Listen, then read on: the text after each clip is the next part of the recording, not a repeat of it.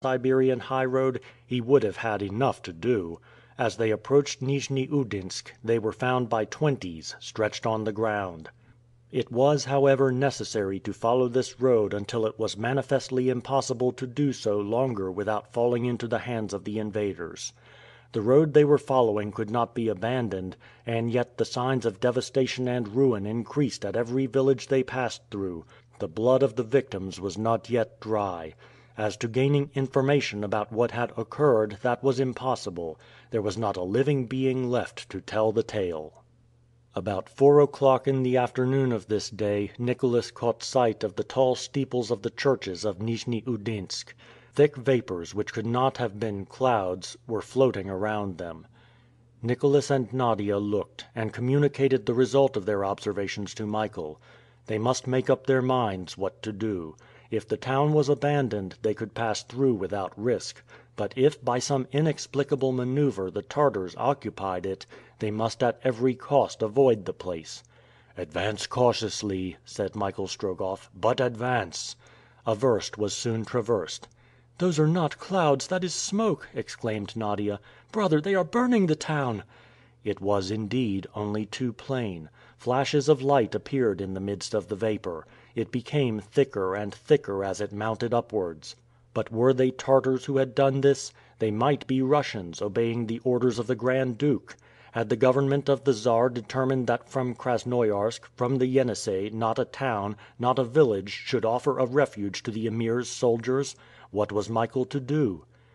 He was undecided. However, having weighed the pros and cons, he thought that whatever might be the difficulties of a journey across the steppe without a beaten path, he ought not to risk capture a second time by the Tartars.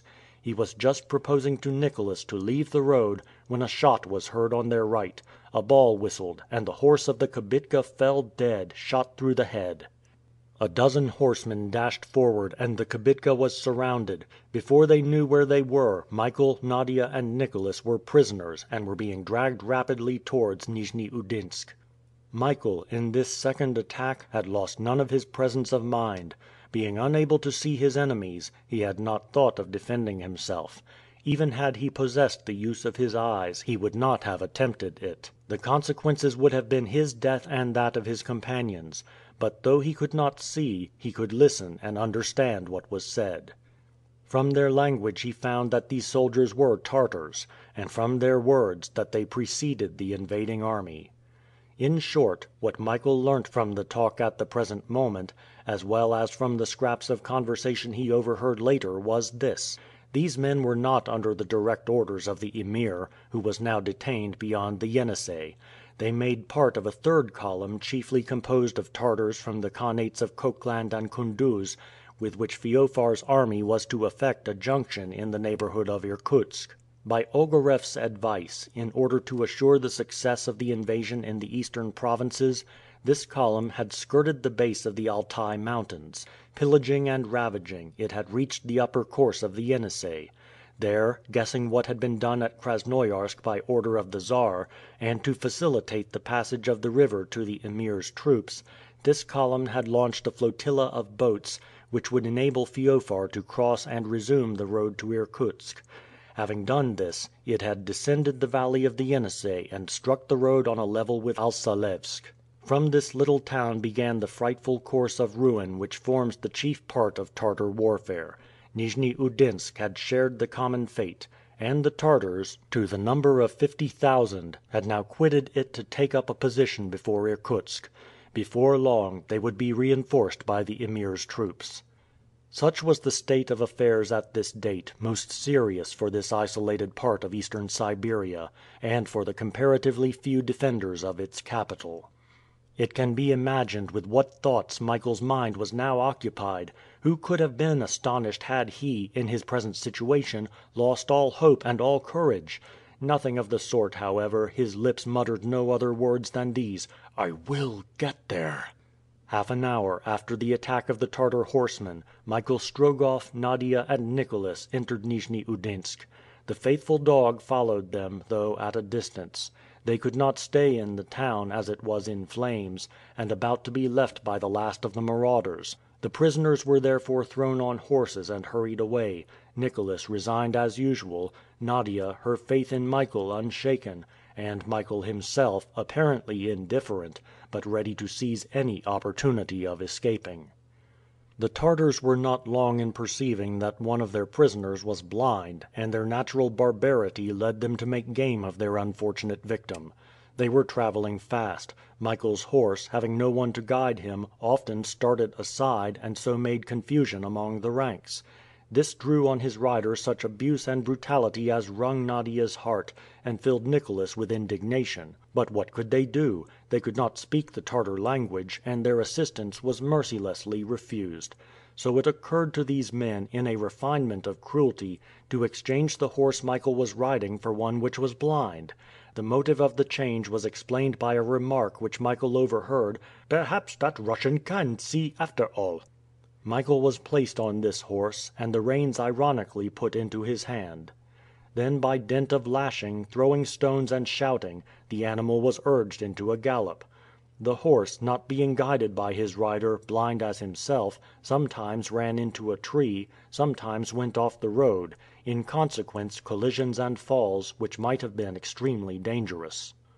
Michael did not complain, not a murmur escaped him. When his horse fell, he waited until it got up. It was indeed soon assisted up, and the cruel fun continued. At sight of this wicked treatment, Nicholas could not contain himself. He endeavored to go to his friend's aid. He was prevented, and treated brutally. This game would have been prolonged, to the Tartars' great amusement, had not a serious accident put an end to it. On the 10th of September the blind horse ran away, and made straight for a pit, some 30 or 40 feet deep, at the side of the road. Nicholas tried to go after him. He was held back. The horse, having no guide, fell with his rider to the bottom. Nicholas and Nadia uttered a piercing cry. They believed that their unfortunate companion had been killed.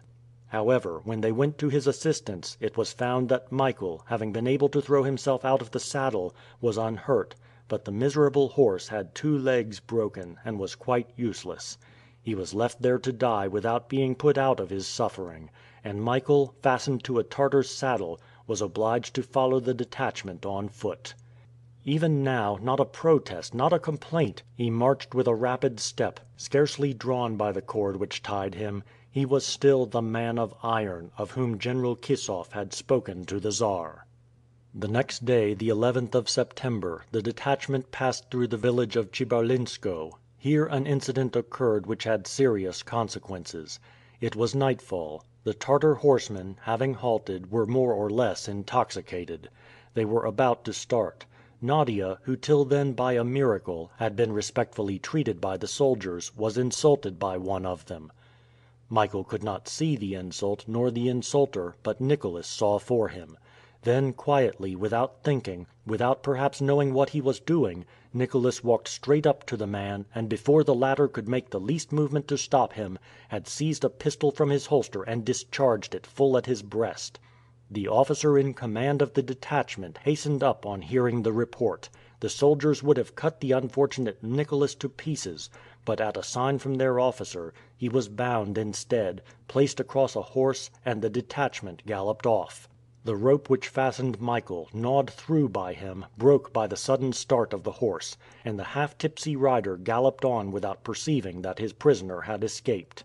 Michael and Nadia found themselves alone on the road. End of Book 2, Chapter 8.